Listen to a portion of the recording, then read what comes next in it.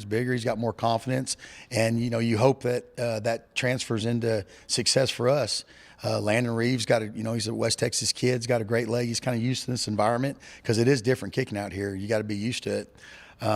But he's a kid that's been out and used to it. And then we've got Gino Garcia who kicked some field goals out here against Tech when he's at HBU. So he's been in college football. He knows what it's like. So we're gonna have some competition this spring, and then hopefully that someone rises out of that and takes the job. Ronald Clark, KCBD. When it comes to that running back group, obviously Taj and Sirajic have sort of been both starters just due to their injuries and things like that. How do you envision them? Is it sort of a 1A, 1B situation? I think that, yeah, exactly. I think depending on what coach wants to do, Coach Kitley's he's a wizard, so he's got a certain mindset of what he wants to do. I think the one thing with his offense is, we talk about those guys, but, you also had, Xavier and Chad, that were running backs, and we're planning on using those guys some as well. Just kind of whatever the pieces that the wizard has in his, his mind, we're going to do whatever he wants us to do. But we do have a lot of pieces to the puzzle that we can move around. But yeah, both those guys, you could probably even see us doing a lot of two-back, things that they've done a little bit in the past. But like I said, we have those pieces to do things with. With this new offense, as much as you can talk about, what is sort of that role that you envision for the running backs? Will they be doing a lot more blocking, or will they be, running a lot more routes out there? I think, with Coach Kitley, with what he's done, and just, obviously from me just being with him, the short time I've been with him, I can see our running backs doing a plethora of things. I think he's one of those guys that, hey, like in the bowl game, I think Western Kentucky had 220 yards rush from one of the running backs. So if we can run the ball and have success, I think that's what he wants to do. But, if we're not, and we got to throw the ball and we got a pass pro, then that's what we got to do. If we got to throw them out of the backfield, then we're going to be in that situation. I think whatever is asked upon us is, I think in coach's mind, that's what we're going to have to be able to rise up and do. Don Williams with the Lubbock Avalanche Journal. Coach, how do you feel just about being the running backs coach, period, since, I guess, obviously you've been a head coach for a long time, but most of your, I guess, position coaching in college has been in other positions? I've been as a head coach, I did special teams. So I've always been a special teams. I've always been a defensive-minded guy. I played defense in college. At Kansas, I worked with corners. SMU, I was a corner coach. And then TCU, I was a corner coach. SMU, I coached outside backers. Believe it or not, back in the day, I was recruited as a running back at Houston, and that didn't last but about a week, so they moved me to defense in a hurry. But, when I was a head coach, I kind of focused a little bit on offense as well. So I'm excited just the fact to learn from Coach. I mean, like I said, I've been in there for a month with Coach Kitley, and it's just amazing. The guys I've been around some really good minds offensively, and he's pretty sharp, and he's fun to learn off of it. I'm just glad to get the opportunity, to be able to learn from what he's doing, because he's pretty unique. When Joey first hired you, did you know it was a possibility that you might be something else in addition to special teams coordinator? Well, I've always come up from the standpoint of whatever head coach wants you to do, that's what you're going to do. And so, if he would have said, hey, you're going to coach the offensive line, I would have said, well, I got to put on some weight and let's go coach the offensive line. That's kind of the way I was raised. I've got to coach under some great coaches, and, I kind of I'm one of those guys that I'm going to do whatever has to be done. And if it was moving the running backs, I'm going to put my running back hat on and coach those guys as great as we can. But it's not going to be as hard as, I've got two guys that they're going to teach me a lot of stuff. Let's see.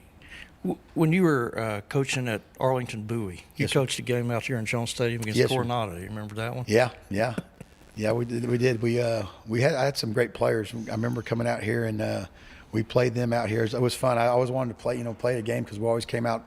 It seemed like we came to West Texas quite a bit, but I never got to the one time I finally said, well, let's go play in Lubbock, and it was great getting to play at Tech. We had a good team that year. So it was fun playing. Anytime we could play in a college stadium with high school kids, those guys liked it. So it was a lot of fun.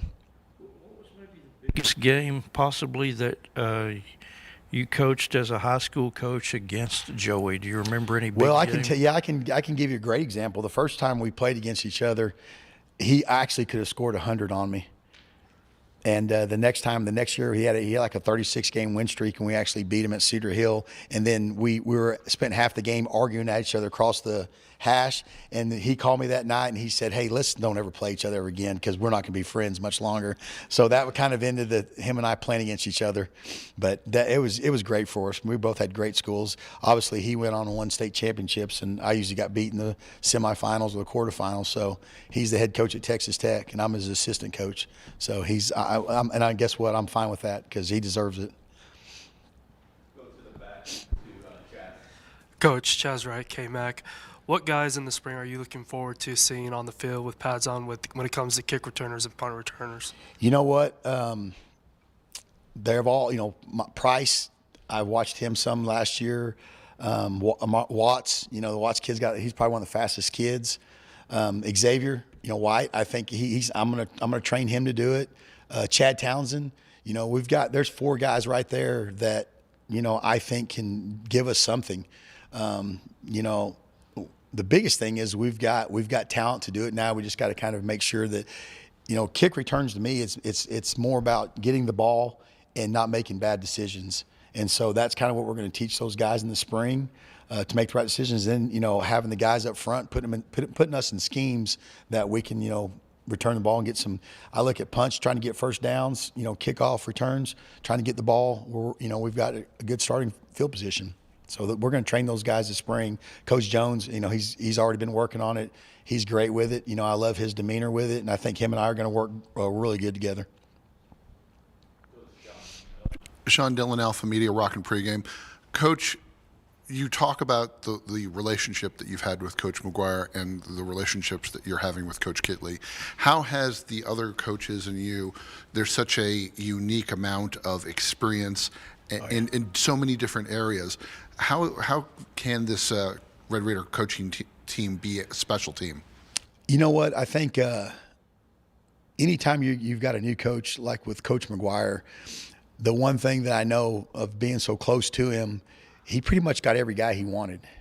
And that's the hardest part when you're putting together new staff, when you're trying to find the right guys across, scouring the country, that what's going to be the best fit at Texas Tech.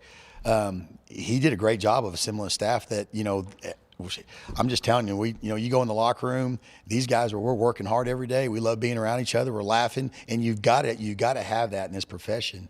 And so, that was my biggest thing. That hats off to him of putting guys that, they're coming from all over the country, but we've meshed together, and they're guys that want to be here. And I think the most important thing is they're guys that understand West Texas, and I think that's the key. That when you're building the staff, you got to have guys that they're going to fit, but they're going to understand basically what Texas Tech's all about. So what are the goals that you want to personally set for the special teams and such, things that you want to see? If these things happen, we will win games for the Red Raiders. Obviously, when it comes to me, the first part is your coverage teams. You want to be sound, and obviously your protection on punt. You don't want to have any punts blocked, and you want to be really good at covering kicks. And so that's the kind of the first thing that in spring ball we're going to focus a lot on our punt team. Just basically, we got a great punter. Austin McNamara is. Wow, what a talent! What a great kid he is. Besides being a great talent, so I'm kind of spoiled to kind of walk into that with him. We've got a great deep snapper in Jackson Knotts, and so then the other part is the athletes we can put on the field to cover the kicks.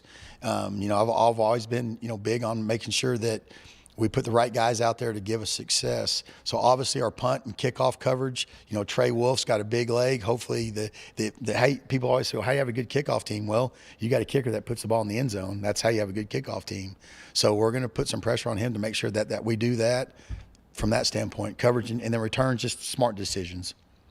Finally, what does it feel for you? How much easier or pressure is off you knowing that you have those weapons already in your back pocket and you can go recruit and get better ones for the future?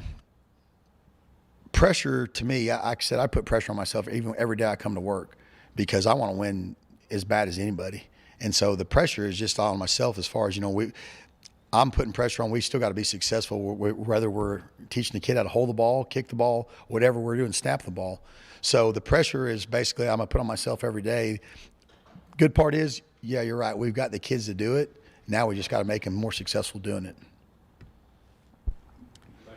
You touched on it a little bit, but going back to that return game, last season we saw some questionable returns. What is sort of your philosophy on when to return the ball and when to just wave it off? Well, the biggest thing, obviously on kickoff, when we're talking kickoff returns is, everyone now has got a kicker that can put the ball in the end zone. So you don't want to return something too far outside of the, in the end zone.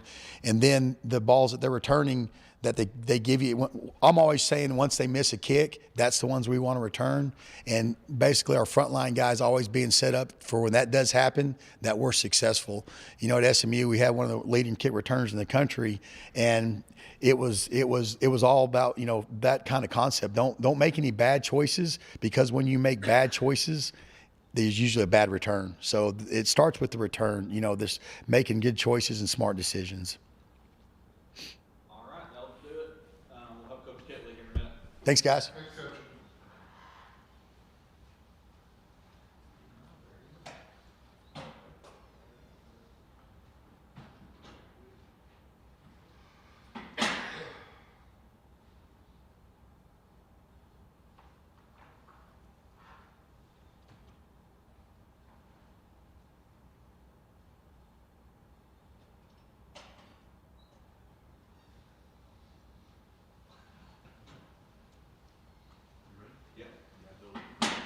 How we doing?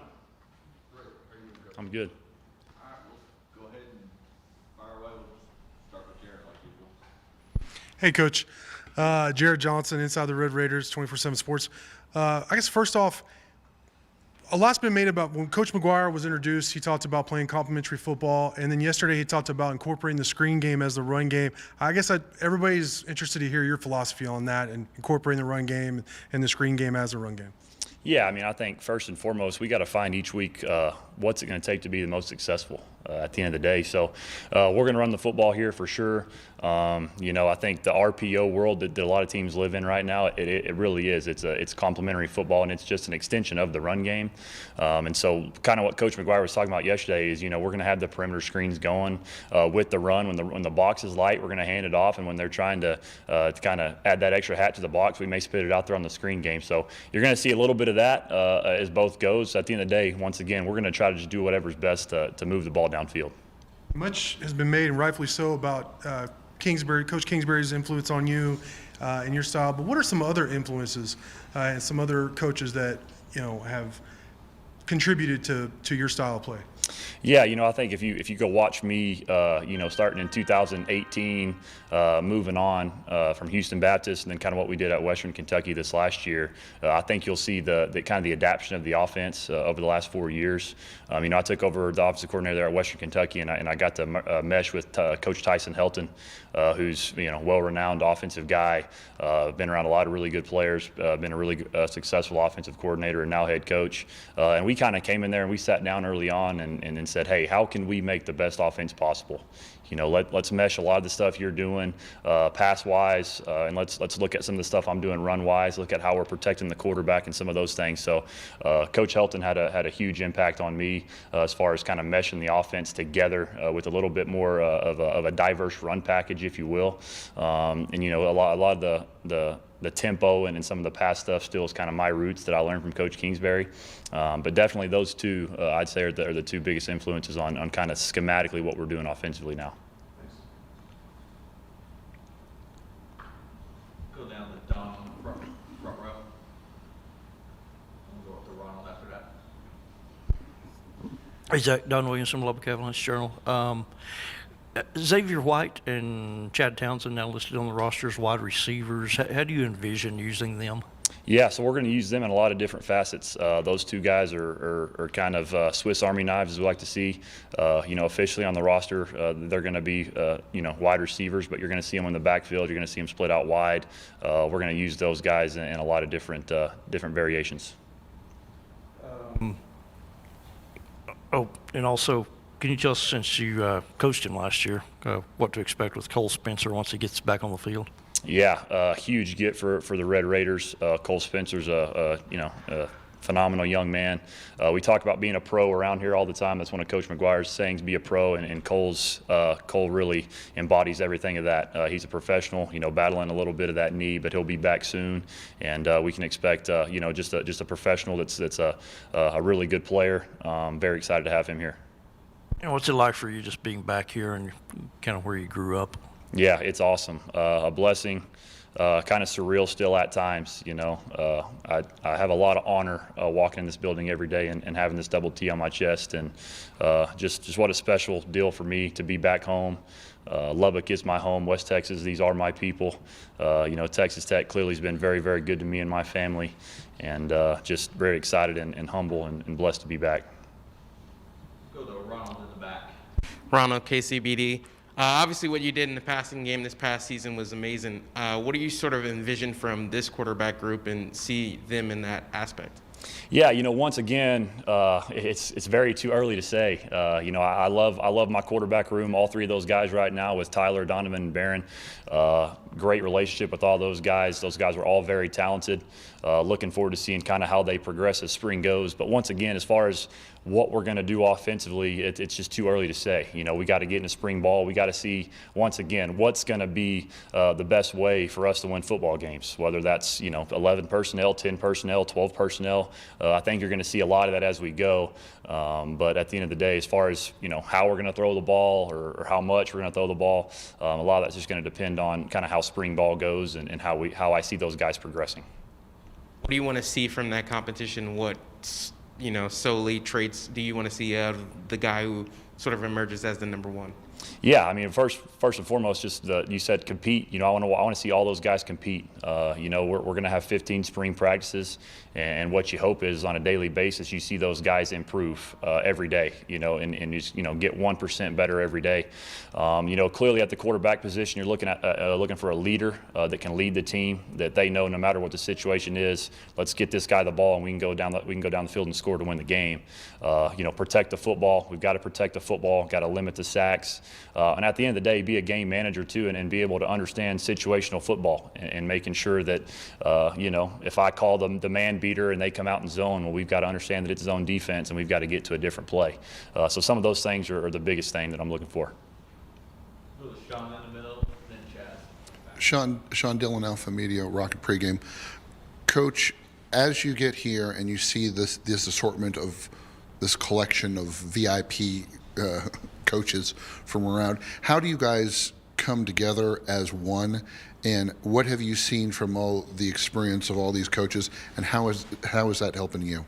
Yeah, well, I think we've got a great staff here. I think Coach McGuire did a phenomenal job of putting the right pieces in. I think I heard a little bit of Coach Perry's a minute ago, just talking about how everybody here, we're kind of all the same, and we want to be here and we work really well together. Clearly, a lot of experienced people on this staff, and as a younger coach, loving learning from those guys and just taking tidbits here and there. But I think the biggest thing that we've done that's really non-football related is our relationships when we're not in this building. Just going to dinners, watching some basketball games together, and doing some stuff like that has been really, really good for us, just to kind of develop that chemistry and just that trust and relationship stuff that you don't always see in the building. Your dad talked about the excitement that the family had when he knew you were coming back home. What was it like when you called Dad and said, "Coach, I'm coming home, Dad"? Well, actually, when I got the job, whenever I got the call from Coach McGuire, I'd been here and I interviewed that Sunday, and I was actually staying here because I was at his house, at my parents' house, staying there with them. Clearly feeling really good after the interview, but didn't know for certain until I got that phone call that Coach offered me the job, and so I just kind of walked around to the home office there of his and had the phone call, and I kind of walked out and told him that I got the job. So here we are. So it was, like I said, it was clearly very special. The only people that were there at the time were my mom and my dad. Clearly first person I called was my wife, Emily, and she was actually back home with her parents, and so she put me on speakerphone, and it was just a really cool deal. Like I said, very, very special for me. You talk about a dream job, somewhere that I want to be here. I want to get this program to where I know it can be. I want to raise my kids in Lubbock, Texas. Just very, very special for me. Hey, With the history of the Double T, what does it mean for you to be a Red Raider? Oh man, it means the world. You know, I've been on record, I think, a few times saying how much I love West Texas, I love Lubbock, I love Texas Tech, and that's true. I tell people all the time, because y'all know how it is, people that don't know Lubbock, that we get a bad rap here. And I tell everybody, I said, I'm telling you, come out there not for a day, come out there for a week, 2 weeks, see the people, see the community, see the passion that this fan base has for their Red Raiders. I mean, you're seeing it right now. I mean, what Coach Tadlock and Coach Adams are doing, man, I mean, that's who we are here. And we're excited to bring that back to the football program as well. Chad and then Jared. Coach Chaz Wright came back. With Easy leaving, what guys are you looking to kind of step up and take over that role? Yeah, you know, I'm excited about our receiver crew. We've got a lot of young talent. You know, there's a lot of guys. You know, it's hard to name one right now, just because we're going to kind of mix and match those guys. That's some inside receivers, outside receivers. But you know, you're looking at a Trey Cleveland and a Miles Price and a J.J. Sparkman and a Jaron Bradley and some of those guys. And you know, we talk about moving Chad and X to some receiver as well. So we feel really good with where we're at. Just got to continue to push those guys along, because like I said, we're a young receiver crew. But that's also exciting. And you know, Coach Jones is one of the best in the business, and I know he's going to help get those guys on the right path. And with this recruiting class that's coming in, guys like Tyler, Marion, and Brady, what kind of that young talent coming up, what are you excited to see from them when they get to Lubbock? Yeah, you know, I'm just excited to see how they progress as well. You know, it's good having Brady here right now, in here learning the system, getting around the guys. You know, a guy that we're getting as a blue shirt, Coy Eakin out of Stephenville High School. Very excited about him.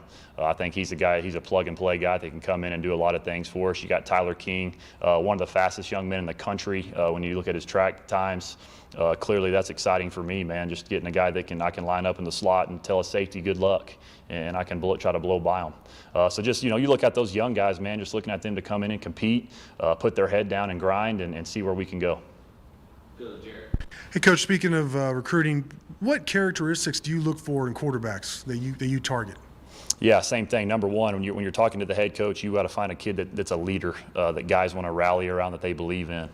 And then as far as you talk about, when you look at kind of the statistical categories, you got to be able to have a good completion percentage in high school. You know, it's to me, I struggle with the kid that's got low 50s completion percentage playing in high school level, and then you're going to come to the college level where the game's so much faster, and honestly, just the competition, the players are better. So I'm looking for a high completion percentage, a guy that takes care of the ball. You know, clearly, and then you start looking at all the mechanics and all those things and some of that. But the biggest thing is you got to find a kid that you know when you see him, when you talk to him, that they want to be the leader of the team, and no matter what happens, same situation we are kind of talking about earlier, no matter what the situation is, you're down by a touchdown with 30 seconds left and you got to go 80 yards. Well, that guy back there, you got the other 10 guys around him know we can go get it done. So you're looking for a kind of a guy like that. Would you prefer a guy who can run and extend plays, or does it matter to you? I mean, clearly, you know, I don't necessarily say a runner, if you will, but a guy that can extend plays. You know, I think, you know, two guys that I was just lucky to be around. When you look at Patrick Mahomes, you know, Patrick wasn't a blazer by any means, but did a really good job of creating and extended plays. And then the last 4 years, Bailey Zappi, you know, same thing.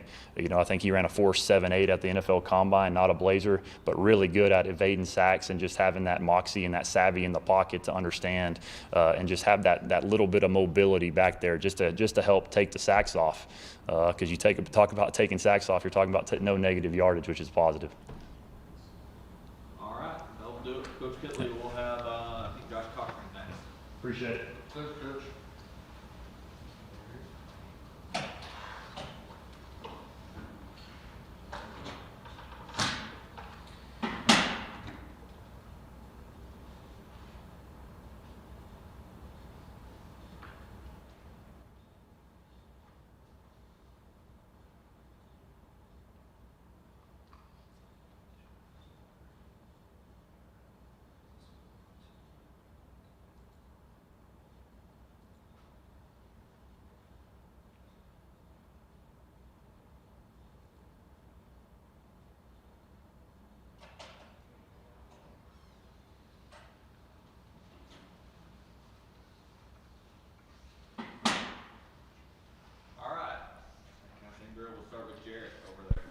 Hey, Coach. How you doing? Good. Jared Johnson, Inside the Red Raiders, 24/7 Sports. First off, congratulations on the additions to your family. Thank you. I know it's got to be exciting, crazy time for you. No doubt. We're fired up. Wife's doing great. Campbell's doing great. It's awesome time. Speaking of, since we're talking about it, how's it been like, just settling in with the new staff and all that just here at Tech? There's nothing like it. I'll tell you that. From the welcome we got from the people here in Lubbock, from the group that Coach McGuire's brought in, it's one of the most fun times of my life. I mean, we are having a blast right now. This coaching staff, you really enjoy and love coming into work every day. And then on top of that, we have great players, but even better young men. I mean, these guys that we're blessed to coach are some of the best young men I've ever been around. So it's a blast coming into work every day. And then one of the questions I get a lot from fans is, every offseason people talk about their strength and conditioning coach, or if a new group comes in and new staff, and how the offseason is different. Has this winter offseason program been different, and if so, how? I've never seen such a big jump in just a, 2-month span of anywhere I've been. I've been to several Big 12 schools. I've been at ACC school, and I've never seen such improvement in such a short amount of time. Lance and his whole crew in that weight room have brought just a sense of energy uncommon to man. I mean, it's unbelievable. And then in the players, it's one thing for the strength staff to do that, but the players have to buy in. And so that's a credit to the players. They've bought in 100%. They're working on their off days, and they're doing every single thing we're asking them to do, and then some. So I think we're seeing great strides. Go to Chaz in the back. Coach K-Mac, or Chaz Wright, K-Mac, when you guys finally do put the pads on, what are you looking forward to seeing from your tight end group, especially guys like Mason and Jed? Physicality. I tell them that all the time.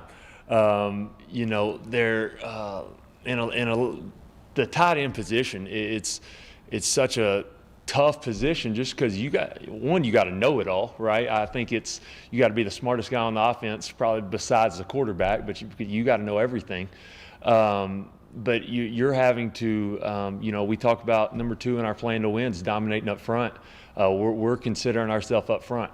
And so whether that's running the football or stopping the run or protecting the quarterback, we're a part of that. And so I think we got to get more physical. And they're really taking pride in that. They're making huge strides in the weight room.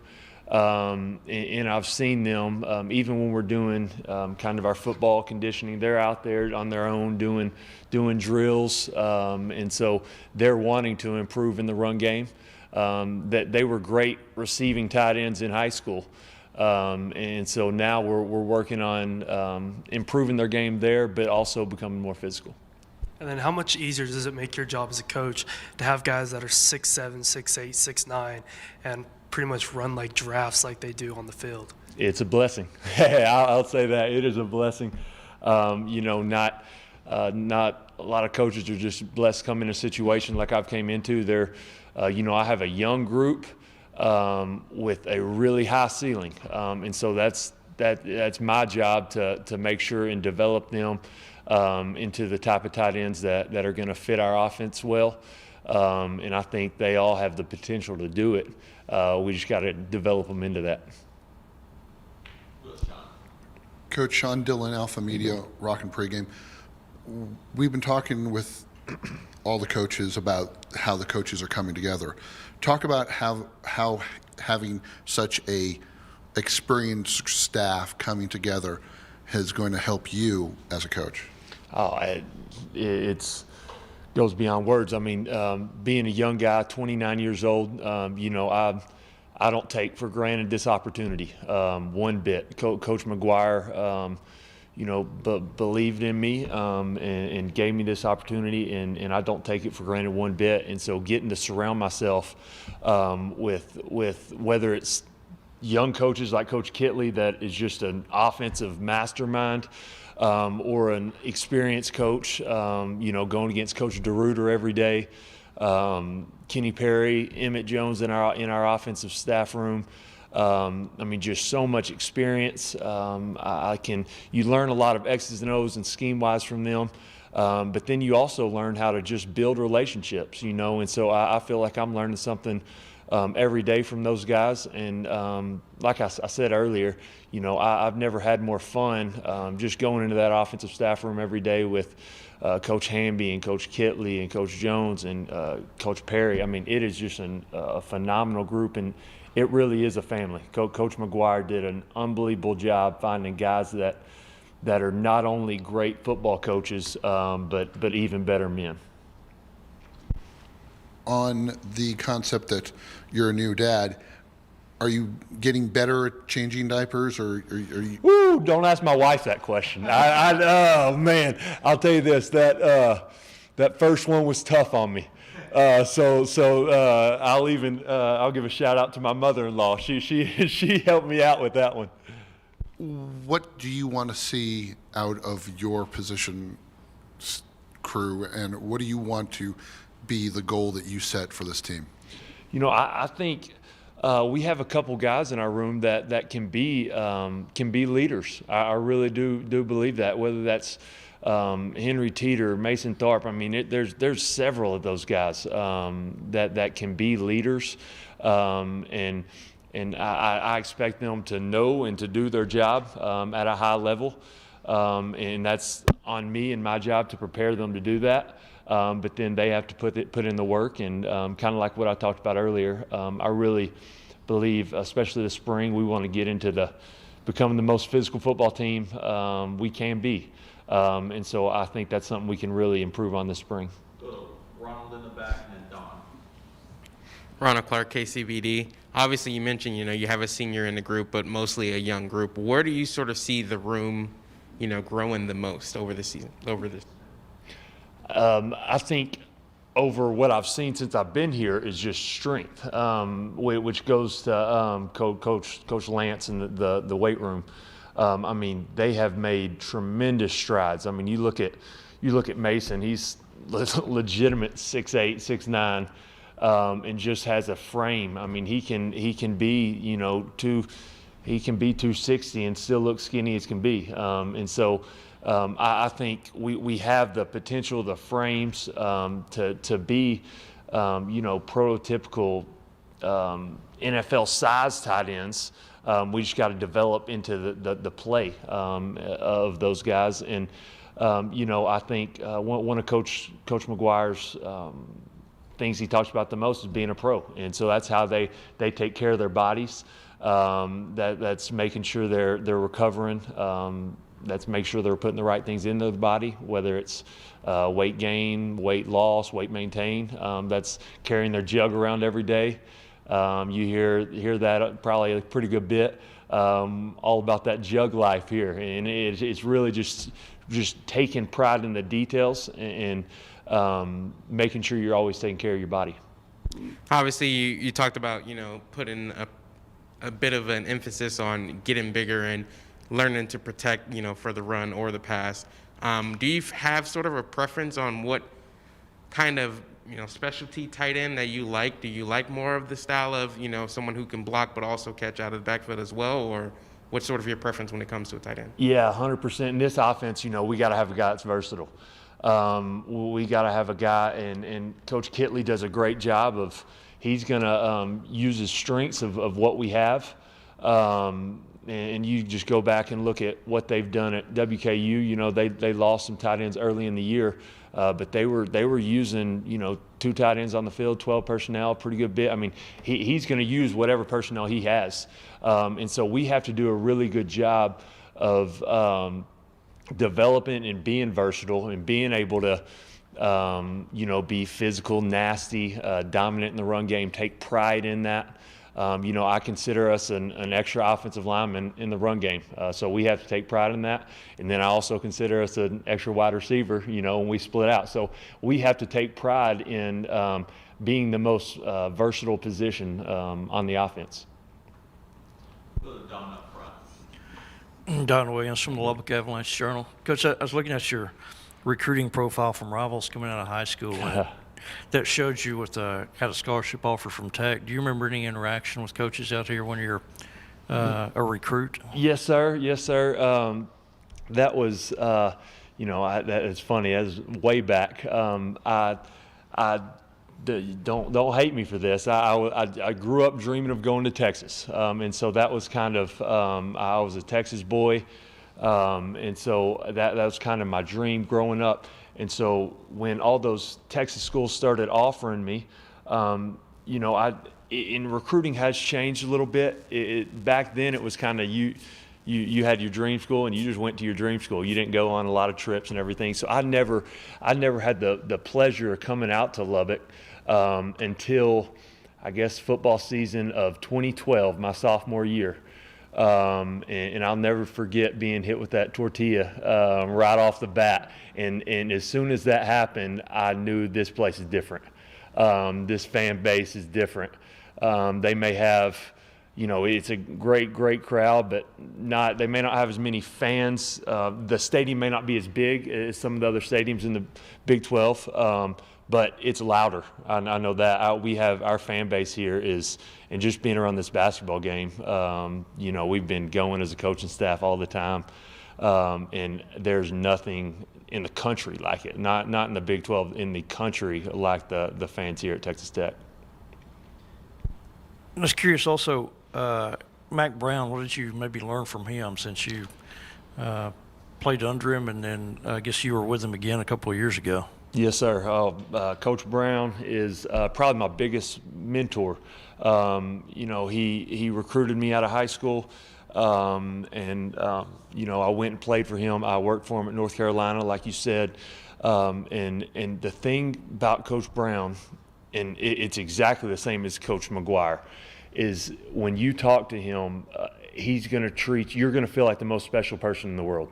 He's the most genuine guy. It doesn't matter if he's having a conversation with you and the president walks by, he's going to make sure you still feel like the most special person in the world. He is unbelievably intentional and deliberate about relationships, which is exactly the same thing. And I believe that's why Coach Brown was so successful. And I also believe that's why Coach McGuire is going to be so successful and has been. I mean, he's already a legend in Texas high school football. So it's just the relationships they build with their players, and their players will run through a brick wall for them because of the trust they've built. And so that's what I aspire to be. I was also curious, you're a big-time recruit, had a lot of success early in your career in college, and then had your career cut short because of injury when you're, I guess, 21 years old or whatever. What kind of impact did that have on you, where the ability to play the game is suddenly taken away from you? I tell people this in recruiting. It was probably being not to God be the glory, to be a freshman All-American in sophomore year, the accolades and all that, and thinking you're going to go to the NFL, and then having that stripped away, it was probably the hardest thing that I've ever gone through. But looking back, I wouldn't trade it for anything in the world, because I get to tell these players that I recruit and these players that I coach that they are so much bigger than the game of football. Because at the time I felt like, I was Josh Cochran, the football player. When God says I'm so much more than that. And so I get to tell that to these players and make them realize that they're bigger than the game of football. And so I wouldn't trade it, that tragedy I went through. In some eyes it's not, but I wouldn't trade that for anything in the world to get to be here and to mentor young men and to tell them that today. What point in the year did that happen? Was that like during the season? Yes, sir. So I played. I started the freshman and sophomore year, and then the first 3 games, and actually the third game of my junior year against Ole Miss, it was nerve damage, and basically my shoulder stopped working. So I flew around to different doctors, and no one could really do anything. And so I got into coaching, which is it was an unbelievable. God wove it out into an unbelievable deal. And so because of that, I'm where I am, and I'm blessed because of it. Any other questions? All right. Thank y'all.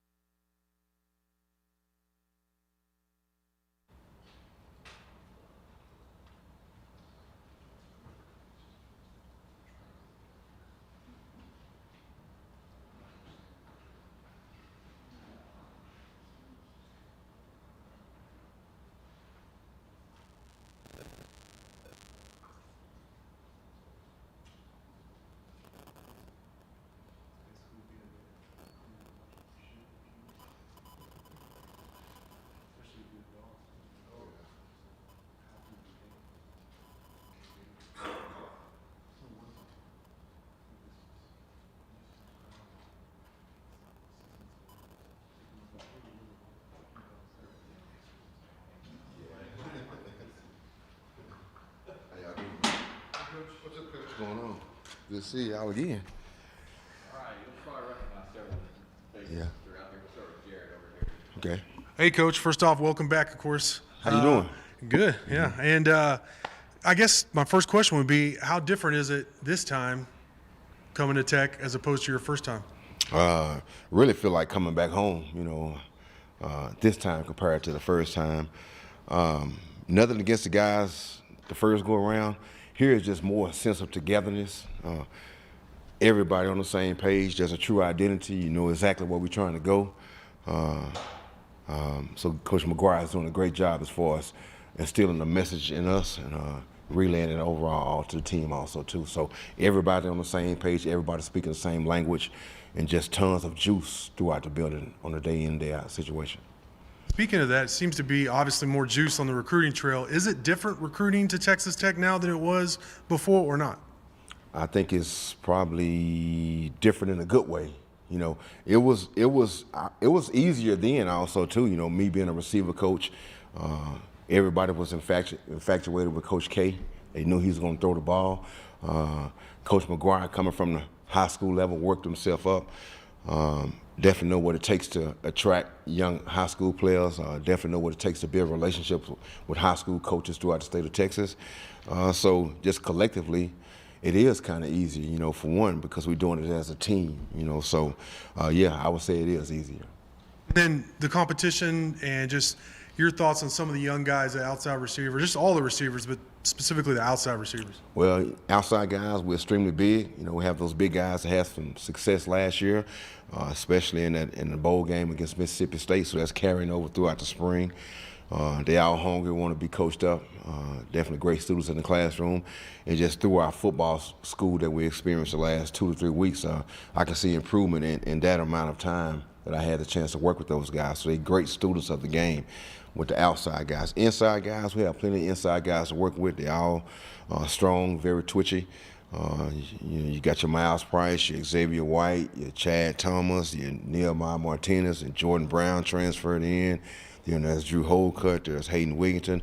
All those guys bring certain qualities to the table, you know, so kind of blessed to be in a good situation right now. You mentioned Xavier White. Is he going to play a lot inside, or is he going to play both running back and inside receiver? I think he's jack of all trades right now. If we had to play tonight, you probably see him starting at the H with the capabilities of going to tailback also too. But those guys are training HN-wise, but him and a few other inside receivers are getting rotation at running back also too. Right, K-Mac. Coach McGuire talked about Miles Price put on some weight in the weight room over the off season. What are you looking forward to seeing him once you guys put on the pads? Say it again. I couldn't hear you. Coach McGuire talked about Miles Price putting on some weight in the weight room. What are you looking forward to the most by seeing him this spring when you guys finally put on the pads? For one, it just since we've been here, it's just immediate buy-in. You know, I like to target the so-called good players, so I've been targeting him a lot in our position room and our meetings out on the football field also too. You know, but once again, he's just like the rest of the guys. They want to be coached up. They're eager to learn. You know, guess they heard about my coaching style from the past with the guys that played here in the past. But you can see him every day as I stand up in front of the dry eraser board. I can feel him watching my every step. Eyes, you know, just locked into my mouth, and he's paying attention to everything that I'm saying. You know, we expect Miles to tap into a whole nother level with his game. You know, we talk about Jakeem Grant, we talk about QT Batson. We expect for him to take that step and do some of the things that those guys accomplished while they were here. And then talking about Easy, you were here his freshman year. Mm-hmm. Did you expect him to kind of take off the way he did over the last few years he's had here? Yeah, his freshman year, you know, I don't make the final decision, but I thought that he probably should have been playing based off some of the stuff that we saw out on the football field that he did naturally. So there wasn't no surprise to me at all with the success that he had the last 3 years here. So I wasn't surprised at all. Hey, Coach, Brandon Solis, RedRaidersports.com. Have to ask, South Oak Cliff state title, your former school, what do you kind of think about your thoughts on just them getting that title finally? That's a huge accomplishment for the city. That's hard to do from a Texas high school football situation. Basketball is kind of different. Football is tough. You know, you're trying to keep those guys motivated and keep them tuned in for 16 weeks. That's kind of tough, so I applaud that staff over there. They're in a great situation. They have all the resources that they need coming from Dallas Independent School District. They used to go to Skyline High School. Now South Oak Cliff have access to all of the resources and tools for those guys to be successful. Brand new building that they're utilizing. It's kind of like a huge athletic complex, you know, so they did a good job of remodeling that building over there. And it wasn't a surprise. I saw the state championship coming back in 2014, 2015 when I was there, so I wasn't surprised at all. But it's a huge accomplishment for those guys. And then for you, reuniting with Coach Kitley and just seeing how his career has taken off, just your opinion on just how young-minded he is and how fast his career's just been successful. I knew Kitley was going to be in this situation. Matter of fact, while I was at the University of Kansas, we talked pretty much all the time. Sometimes he would reach out to me Friday night before games, or he'll reach out to me Saturday morning before games, just giving inspiration, you know, just giving some good advice. And we always consult and talked pretty much after games also too.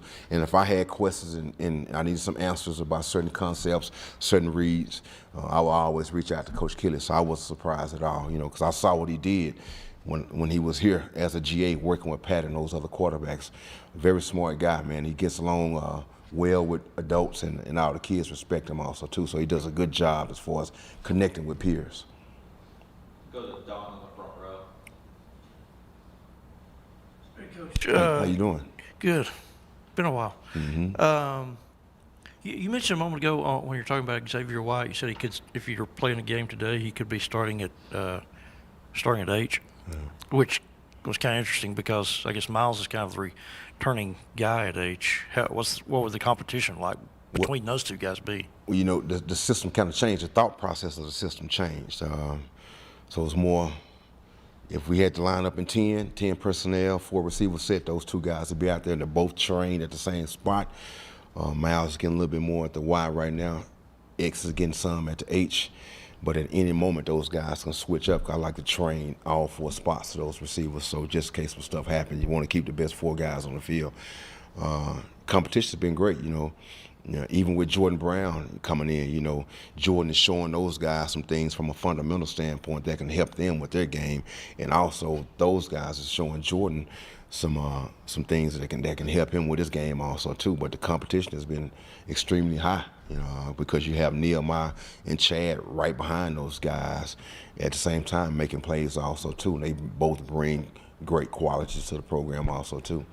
So we've kind of, over the last several years, have kind of thought about Y as being a bigger receiver or even, a stand-up tight end kind of guy. So you're talking about Y being more like the H physically. Is that accurate, fair to say? Well, we blessed right now we can do both right now. One signal that Y could be 6'5", 6'6", a true tight end, So one signal we can look like Jakeem Grant and Kiki QT in the slot, So it just depends on what's best for us at the current situation. But we have personnel that creates us to be very multiple right now. So just like you said, we can be 6'6" at the Y, or we can be 5'10" or 5'9" at the Y. Yeah. How long have you known Coach McGuire? And did your teams play his teams at all in high school?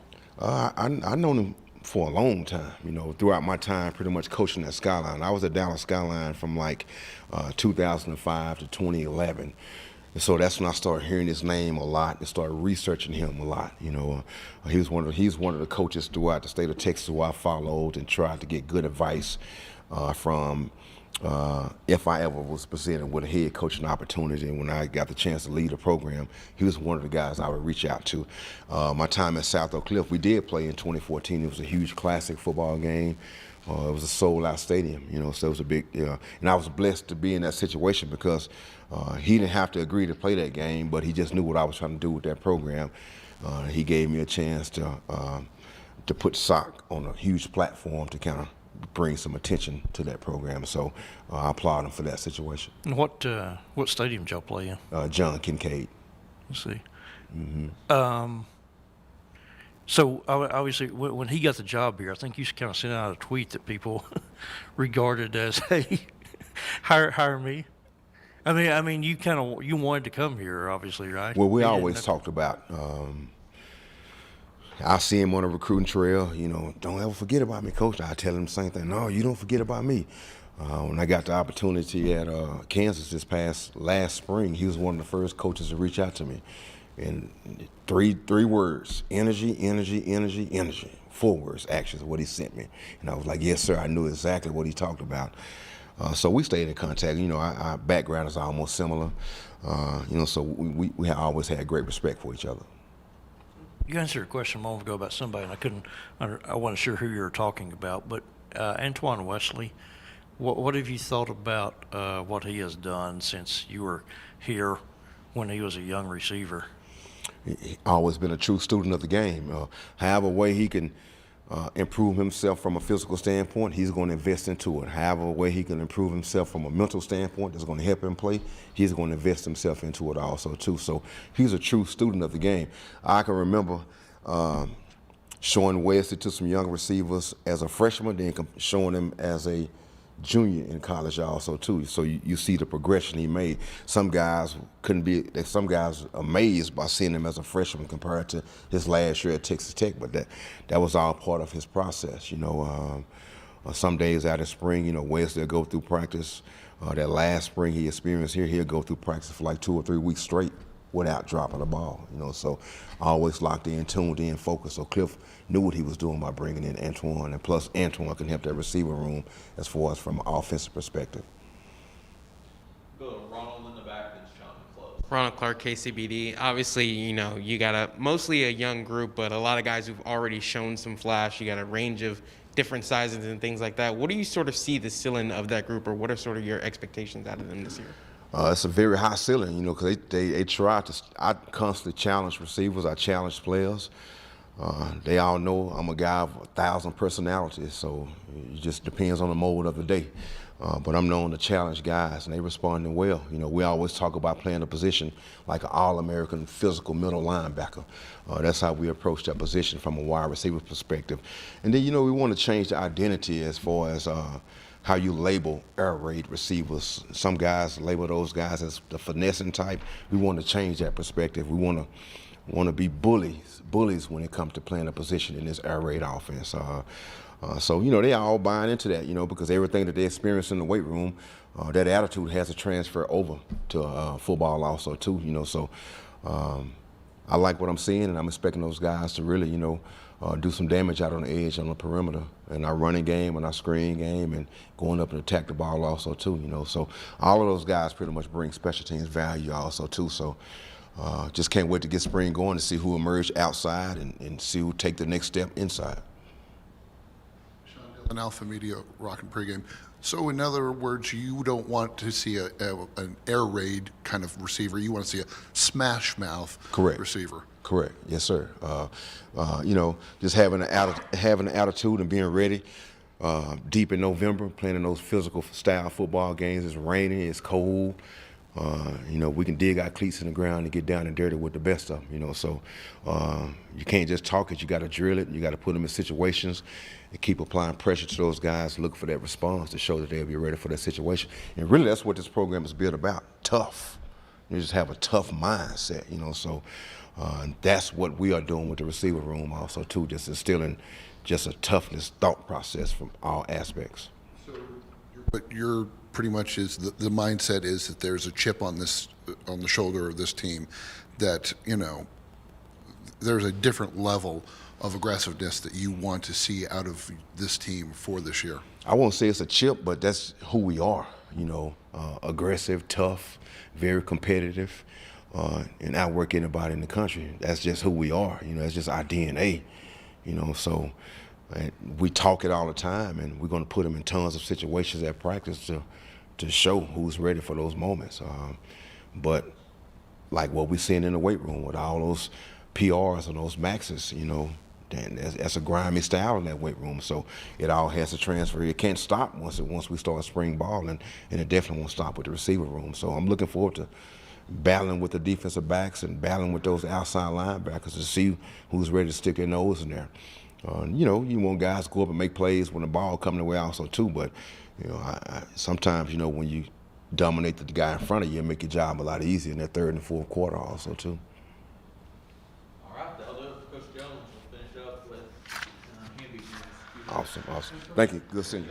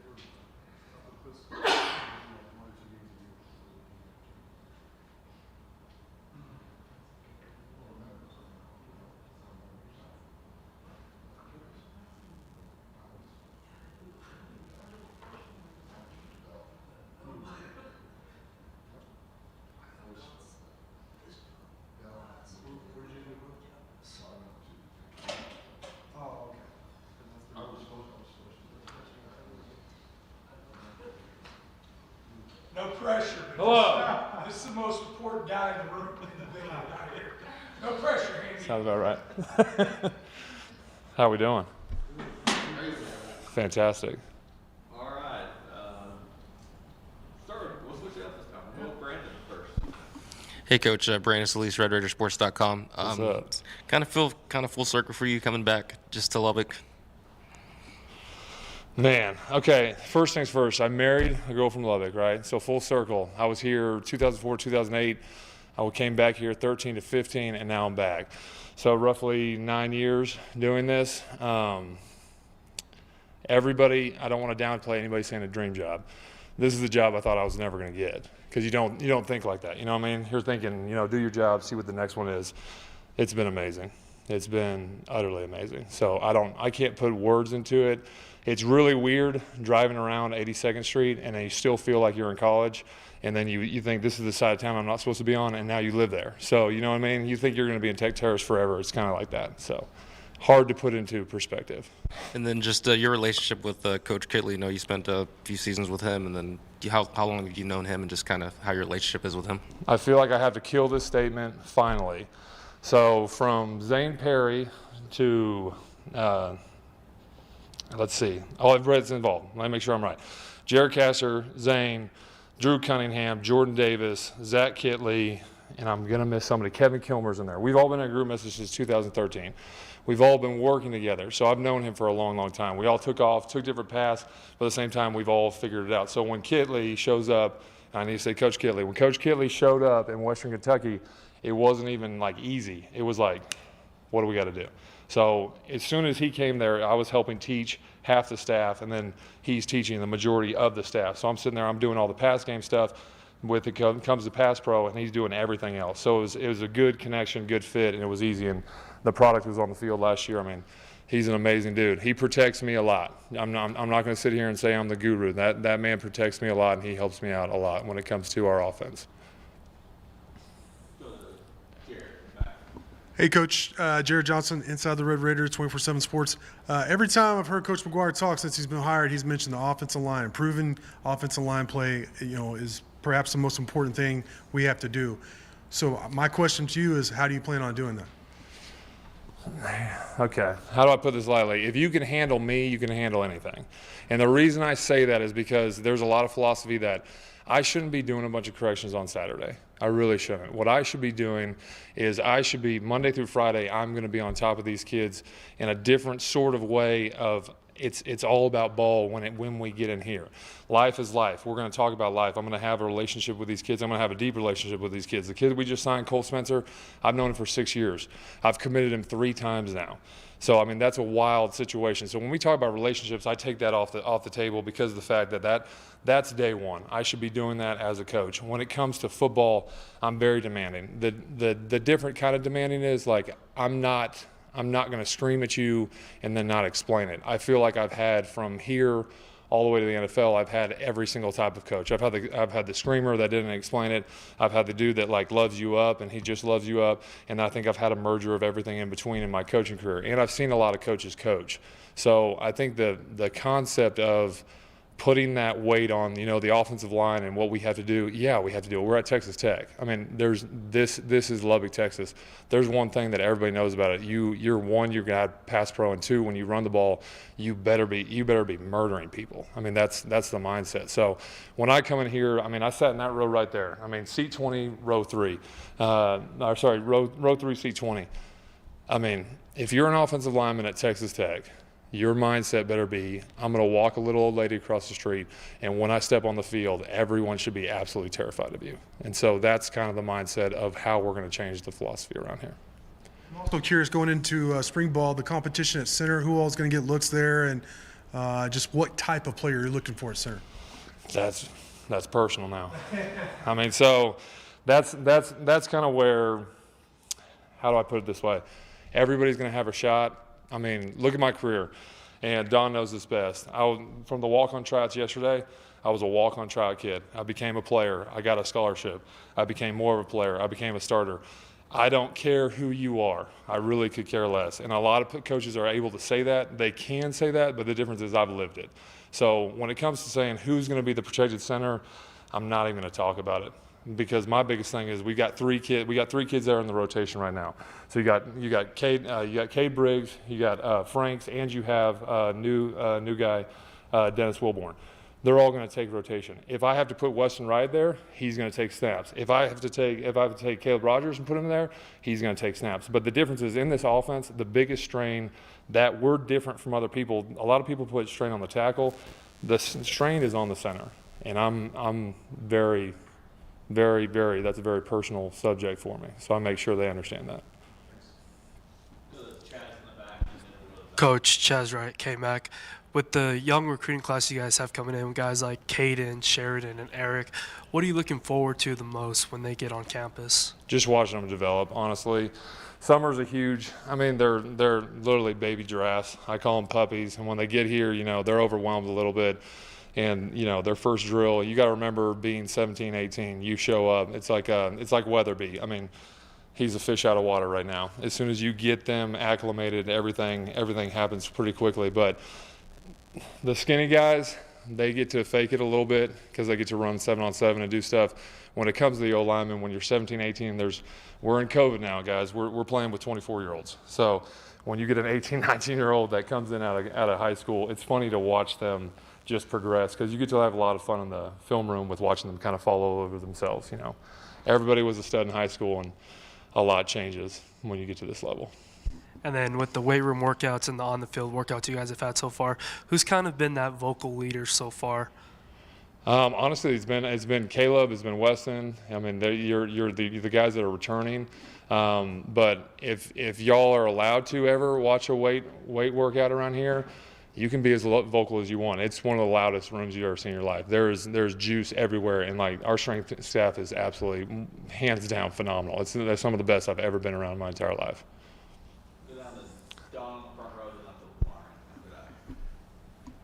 Stephen, you've been touching on some things that I was going to ask you about, and I was trying to remember what was it that brought you here originally, being from San Antonio, and then considering the offensive lines that you played on had guys that played in the NFL, and you were a walk-on.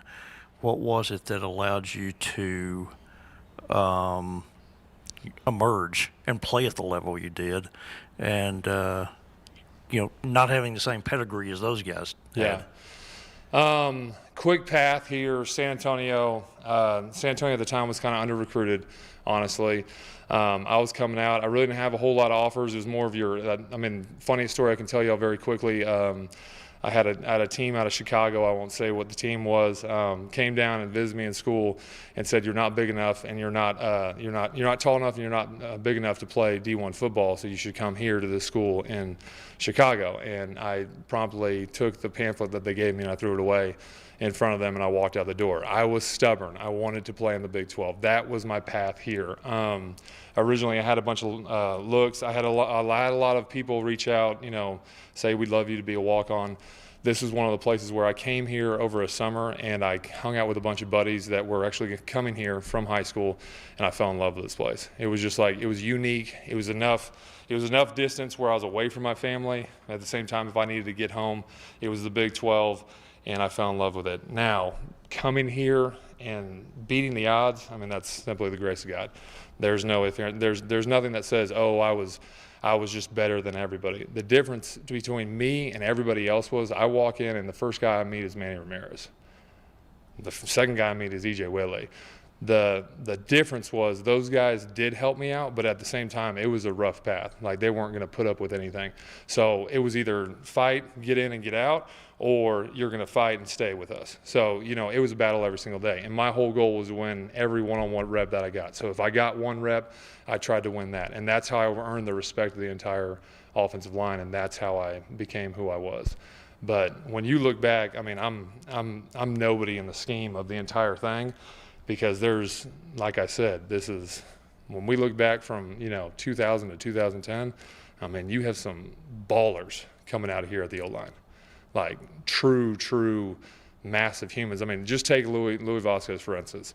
He made I want to say a 6 to 8 year span in the NFL. He was the number one guard in the NFL, hands down. And one of my best friends, and somebody that I never thought I knew out of Corsicana, Texas, but here we are today. So the standard isn't us in 2008, our line. Yes, we're going to try to replicate that. That's not the standard. The standard around here is offensive line is the best unit on the team, and I don't care about the skinnies, because I'm here to protect the skinnies. You know what I mean? Do you remind people that Crabtree or Harold to Crabtree against Texas couldn't have happened without a good snap? Oh, there's no doubt, right? My mom likes to say that, the first person that touched the ball was you. So congratulations on that. But I always have to remind her 3 plays before that, I did snap a low snap and I almost lost us the game. So there is there's pros and cons to being the center. So that's why I'm so hard on him. So you mentioned that now you're out in South Lubbock. Where did you live when you were playing? Oh, all over. So 25th in Indiana, Tech Terrace, 47th in University. I never made it out there to Linwood Townhomes. That was a real big thing at the time. Remember the kick for rent guy. We ended up calling him Linwood Townhomes. I'm trying to think where else. It was majority Tech Terrace, and different time, but I never got to experience. I lived in the center for a little bit across the street here, but outside of that, the majority of it was houses. Now all the kids live, they just blew up all this. It's beautiful back here, and they all live back there. So good times. Who were you rooming with back then? Oh, who was I rooming with back then? Oh, we had a squad of people. So first year I got put in the band dorm. How that happened, I'm not really sure. So I was in Gates Hall, and every morning, me and one of the other walk-ons actually got woken up by tubas because they were practicing out there. So it was pretty funny. So you got used to early mornings. When I got into my second year, a guy named Josh Alleman and Cody Baker and Glenn January, we all lived together out there at 47th and University. I had a little high school frat phase, so I was with a couple of those guys for a little bit over some summers, and then ultimately I ended up rooming with a guy named Eric Morris, which was never ending comedy at all times. So he's from Shallow Water. I'm from San Antonio. We had a lot of West Texas versus South Texas, conversations about, he'd talk about hunting. I'd literally be like, where are your deer? Do they hide in trees? And he'd take me out there dove hunting, and you'd literally see a deer run out of a tree, and he'd be like, I was like, yeah, okay, I get it. So y'all have the same. So those are the guys I lived with, and those are the guys that when you talk about some funny stories, those are some good people I've lived with. Lauren and then Sean close. Hey, Coach. Lauren Cottrell with KLBK. Coach McGuire kind of stressed the growth that he's seen in the past 2 months. What kind of growth have you seen physically, mentally with your O-line? Big time. And that's big credit to our strength staff. They've crushed it in there. I want to say that last week we had 206 PRs. That's the biggest growth. Mindset-wise, with me learning, I'm not going to sit here and say we do something different. In my opinion, football is football. What we do different is it's a little bit more pro style in what we do in the pass protection game. Run game-wise, they've picked it all up. It's been simple. It's just kind of changing. You're having to change. I'm kind of coming in and saying, let's delete all the phrases. Let's not correlate back to something that you've learned, because all of us have something. No matter who's in the room, from high school to college, we all have something. So it's kind of, let's start with a blank slate. Let's learn these plays. Let's call it out, and let's make it as simple as possible. And that's kind of where our philosophy is. Play without thinking. So. And speaking of philosophy and mindsets, what's kind of the mindset you guys have going into spring ball? I'm just ready to see some pads. I'm going to tell you that right now. That's kind of my biggest thing. Let me say this. I go back to my 7-on-7 comment to you. When it comes to O-line, D-line, it's all great and dandy, but if you don't have pads on, it is a rough day at the park, because no matter what, you're always trying to do a little bit to keep your head out of it and whatnot. And then in the pass pro game, the defense does they either get to bull rush you or make a move, so they have to correlate things. When you put the pads on, that's really when, we talk about the trenches, but at the same time, you can really perfect their technique on the defense and the offensive line. Sean Dillon, Alpha Media, Rockin' Pregame. Coach, back in those days, who on the defense gave you the biggest push during practice? Who was the one who gave you the biggest push and was your biggest enemy there? Man, are you talking about our team or like yeah, that on season? your team? I didn't really have any enemies, I wouldn't say. I would say, guys, Lawton, Oklahoma, Jake Ratliff, he was always, me and him somehow, even though he's a defensive end, we always somehow had to end up on a one-on-one rep together. There's so many guys. I'm trying to think, every single person. I didn't really have any enemies. I will say this: we had so much fun during that season. It was kind of like there wasn't really a lot of enemy. We were vibing off each other. Like Ruffin McNeil was, under the radar, was putting together like a phenomenal defense. If that makes sense. Like we were doing some really good stuff, and that kind of went under the radar in 2008. Over the course span, I would say we had more enemies across the ball, if that would help you. I mean, it got to the point where I want to say when we talk about like this is how I knew how good Louis was. I was able to call out the play to the defense, and this is vividly remember this against it was like right after the game Oklahoma State after we beat Texas. We were able to vividly call out plays. And I have Brandon Carter, I have Marlon Wynn, I have Rylan Reed, and I have Louis Vasquez. I'm able to call out the play and say, hey, I'm going to back block you. He's going to pull right here, and he's going to the mic. And the guy's like, shut up. And I'm like, no, it's about to happen right now. And we would do stuff like that to people. So, like, we made more enemies on the other side that, like, 6 years later, I see these guys out and about, and they're like, that's Louis, and you are the guys that were like calling out plays. So we were a pretty unified unit. But yeah, the more enemies we had was the people that we were kind of talking a little noise to. As a walk-on yourself, who are some of the younger players that you see from the offensive line that you want to take and pull along and say, look, I did it, you can do it too? I don't think like that, honestly. I think about that as a whole. I'm going to treat, and that's kind of the difference to me, and with recruiting and whatnot. Your son, like, the walk-on is literally going to be treated the exact same as the scholarship player. So I don't want to ever babysit a walk-on and say, I'm going to put you under my wing, you can do it. You're expected to do it. That's kind of my philosophy. I had mentors that guided me through the way. Being a walk-on, you always face that type of thing, and let's be real, scholarship athletes do it too. I mean, this is a whole different thing, but you find out during the way there is a chance that you might, like, people might tell you to quit. People might tell you you're never going to make it. The difference is when I say I'm not going to coddle a walk-on is because I'm not going to coddle a scholarship player either. They're going to get the exact same. It's me the same every single day. If I'm not me the same and I treat every single person individually, you can do it too, kind of deal, then it kind of, in my opinion, it kind of messes up the room. Everybody can do it. That's my philosophy. You're all going to do it, and you're all going to meet that standard, if that makes sense. Finally, we talked yesterday about NIL deals. If you could have your dream NIL deal, if during your time as a player, what would be your dream NIL deal? Man, me at 18, every lifted truck in America. Me at 22, probably don't have to pay for anything on Broadway. Me later on in life, probably, hey, any money y'all give me, put it into my stocks. Like that's where it would be. My NIL deal would have been literally, and that's how offensive linemen think too. I mean, everybody's like, oh, they're going to want food. The difference is, like, the funny thing is, I mean, the NIL deal is going to be hilarious because an 18-year-old and a 23-year-old are going to have the most obscure thought process. So if you asked me coming out, it was the truck that I got, and 33-inch tires. We call it the high school hero, and it is loud and makes no sense. It's a spring brake truck. I wanted that. I would have taken 17 of them if you would have given them to me. Me at 22, I'd have been like, I look like an absolute idiot.